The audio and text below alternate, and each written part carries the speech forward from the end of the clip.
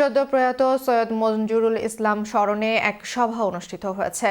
গত রোববার London Bangla press club হলে এই সভা আয়োজন করে সাংস্কৃতিক সংগঠন কবি কণ্ঠ। স্মরণ সভায় সভাপতিত্ব করেন সাহিত্য গবেষক ফারুক আহমেদ এবং উপস্থাপনা করেন কবি হামিদ মোহাম্মদ।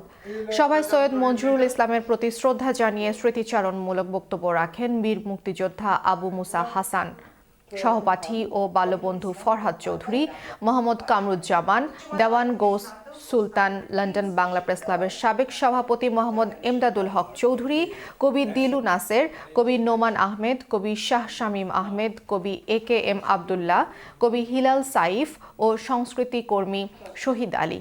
সৈয়দ মঞ্জুরুল ইসলামের জীবন ও কর্ম নিয়ে নিবন্ধন পাঠ করেন আবৃত্তি শিল্পী মুনিরা পারভীন।